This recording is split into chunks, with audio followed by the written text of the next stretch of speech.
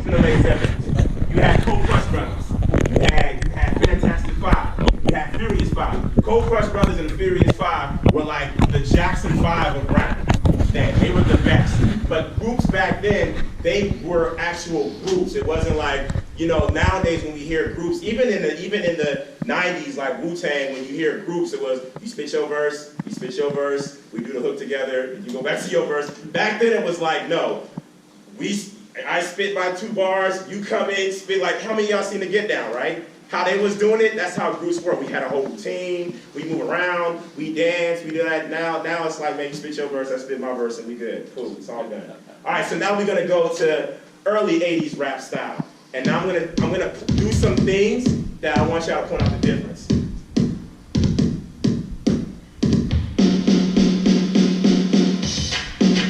Yeah. All right. 2 years ago, a friend of mine told me the rap drop the wicked rhyme. We do it on the street where the brothers doing time. It's really getting hard, this life for crime. My name is this and my name is that. I seen a little boy on the corner smoking crack. Early 80s style. Drop that. What did y'all know the difference? What did y'all know the difference from the first thing I did and the second thing? The first one was kind of just every second saying something, but then this time it was just more like sometimes it break a little bit. Okay. Okay. Okay. The things they were saying before were like more upbeat, and then the things they were saying afterward was like kind of more realistic of how we actually Mm-hmm. right? Everybody's right. He pointed out something that I did. Right? Early 80s, it got grimy. And not grimy in the sense of like grimy like I'm a shoot you, I shot you, ha! No. Grimy in the sense of this is what's happening in the world. Like songs like The Message, songs like Hard Times, songs like Problems of the World Today, songs like 8 Million Stories. Like, yeah, we partying, we having fun, but oh, yo, check this out. We also from the Bronx, we from Brooklyn, we from Queens, we from, at the time before it was gentrified, we from Lower East Side, we from Hell's Kitchen, we from Newark, and it's tough.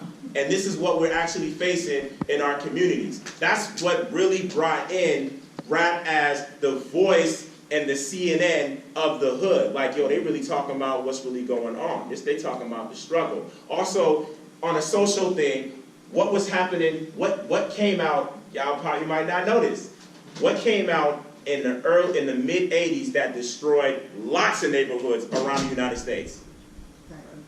Crack cocaine, right? So crack cocaine became a big thing, and everybody in the hood was either watching it, participating in it, smoking it, selling it, something. And another thing that was happening was the prison industrial complex really started growing. People really started getting arrested. So hip-hop reflects what's happening in the community. So the community was dealing with a new kind of thing that was bad, and so the rappers started to reflect it. So we're going to go to the late 80s, and I'm going to bring up something even on the West Coast with that. Yeah, oh. Yeah, Oh, man.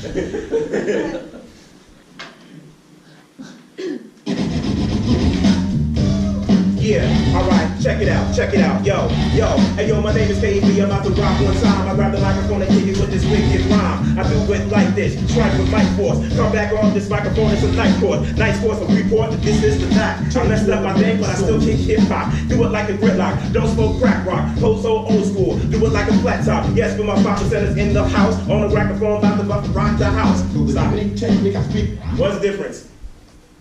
What's the difference? Fast. Right in the melody. Old 70s was to the bar, the bang, dang, the dang, to my people in the place. Yes, yes, y'all. A rock, y'all. We all had the same voice. Early 80s was, yeah, I'm about to rock the mic, and I'm here to say I'm about to rap this thing like every day. My name is KEV. I'm on the MIC, and when you crack the mic, I'll be the MVP. Everybody had that voice. Late 80s was, yeah, I'm rocking like this. Prep the microphone. They going in. That style in the late 80s killed it. That's why if you look at Run DMC, yeah, they had a big career. But if you really ask them, they'll tell you, and they said it in Hip Hop Evolution, the second episode, that when Rakim, KRS-One, Big Daddy Kane came out, it was like, oh, I guess that's done for us. We can't get up there and start talking about it's like that, and that's the way it is. Huh! And when they came out, it was pretty much a wrap for the Grandmaster Cazes in there.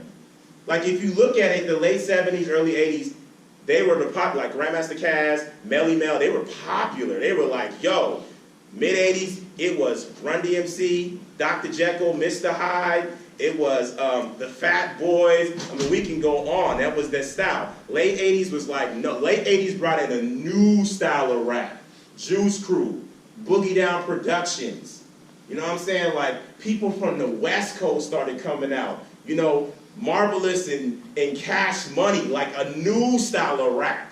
Do the James. Girls, I got a lot, so simple into a prison. People were on the rhythm. People were really spitting now. Free, like people were dropping verses in the street. And so on the West Coast now here, what was happening on the West Coast in the 80s? Like in LA, especially in LA. Battle rap. Battle rap. Battle rap. But socially, what was happening in the West Coast in the 80s? Y'all seen some of y'all seen the movies? They got so many documentaries of it now. Outside of just crack rock made it worse. Let's say that. But what was, like in Compton, South Central, Watts, what was it? Gang wars. Big time. Gang war. Bloods and Crips. And with gang wars, what was the police doing? What became police? Bad police has always been in the talk within the black and brown community. But in the 80s, especially in LA on the West Coast, how big did it really get? Like, yo. Yes. The city of LA started doing the chief of police did gang task force. They came out with, this is the time now, because of quote unquote crack rock gangs, cities like LA, Oakland, San Francisco, and New York, and Chicago, EPA, all these cities that were dealing with high crime rates, the police and the police chiefs in these cities felt like, and the government felt like, we should militarize the police more. We should give them more to protect them. We should put up new laws. Gang task force, stop and search.